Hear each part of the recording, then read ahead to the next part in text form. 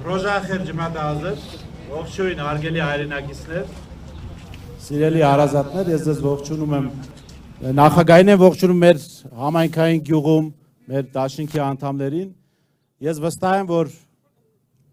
ընդհանրապես Հայաստանում ապրող ազգային փոքրամասնությունը պիտի առանձնահատուկ գնահատեն Ռոբերտ Քոչարյանի դերը կառավարման տարիները, շատ կարճ հիշեցնեմ, որ գոնե եզդերի մասով, դերի մասով, ասորիների մասով հենց ձեր ժամանակ էր, պարոն նախագահ, որ լեզվի ուսուցման դասերը մտցվեցին եւ պետության ֆինանսավորմամբ դրանք ուսուցանվում են դպրոցներում։ Այնպես որ ողջունենք երկրորդ նախագահ Ռոբերտ Քոչարյանի եւ փոխանցեմ իրեն։ Շնորհակալություն։ Բորիսը մի բան հիշեցրեց, նույնիսկ ես չէի հիշում, արդեն մոռացել եմ։ Եվ շատ են դեպքեր, երբ մարդիկ մոտ են գալիս այս հանդիպումների ժամանակ, քարոզարշավի ժամանակ, հիշեցնում են, բայ հիշում եք, այս տեղը եկանք, մենք սես էինք անում, այն էինք անում։ Իսկապես Հայաստանը պետք է այնպիսի երկիր լինի, որ որևէ փոքրամասնության ներկայացուցիչ իրեն օտար չզգա։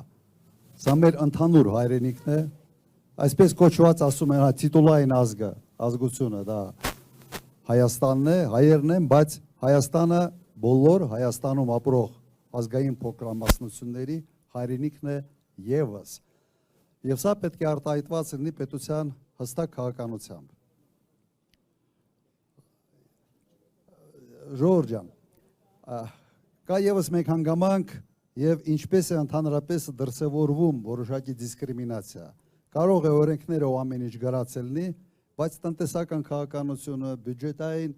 միջոցների բաշխվածությունը, սուբսիդավորման քաղաքականությամբ այնուամենայնիվ կառավարությունը փորձի որոշակի խտրականություններ դնել։ Ասում եմ ձեզ միանշանակ, չի եղել իմ կառավարման տարիների ժամանակ որևէ խտրականություն բյուջետային միջոցների սուբսիդավորման, սուբվենցիաների բաշխման գործում։ Միշտ նայել եմ նույնպես նույնանման, որպես Հայաստանի Հանրապետության նվիրված քաղաքացիներ եւ չեն կարող երբեք մոռանալ ձեր մասնակցությունը նաեւ պատերազմներին։ Ուղղակի չի եղել երբեք, որ լսենք, որ եզդիներից որևէ մեկը բանակում ուրիշ ձև իրեն պահեց կամ պատերազմի ժամանակ։ Իսկապես խիզախություն ունեք, խիզախ եք, համարձակ եք եւ ինքա այն ժամանակ ասին 12,000 բան կար, ձեզերծիր կար, եթե չեմ սխալում կինն էր ասում։ Ուրեմն դրա համար մեծ շնորհակալություն ձեզ, մեծ շնորհակալություն։ Եվ պետությունը պետք է ամեն ինչ, որ դուք իսկապես ընկալեք Հայաստանը որպես ձեզ միակ եւ անբաժանելի եւ ամենից լավ եւ հարազատ հայրենիքը։ Սա մեր պարտականությունը պետք է լինի եւ դա անելու ենք։ Հիմա մի քիչ ավելի sense լոկալ հարցերի վերաբերյալ ինձ ասացին, որ նաեւ բավական խնդիրներ կա անասնապահության հետ կապված։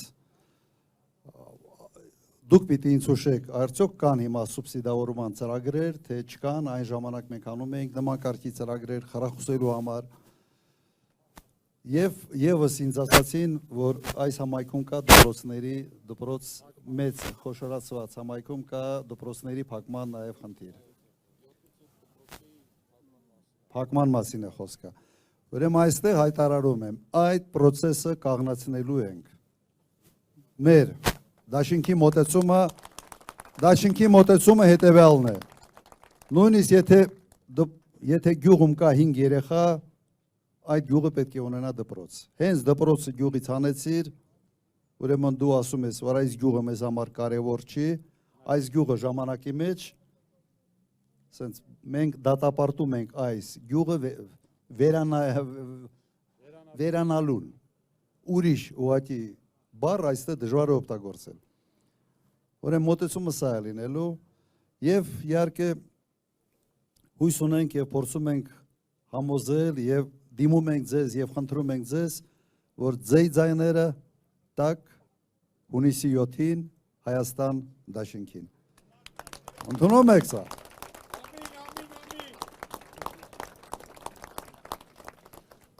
Ուրեմն, մենք ես չգիտեմ, ձեր մոտ ոնց համտունված այդ կարգախոսները հնչեցնում ենք։ Լավ, ուրեմն Ժողովուրդ ջան, միասին Միասին Միասին Ուրեմն, հունիսի 7 համար 17 Հունիսի 7 համար Շնորհակալություն, շնորհակալություն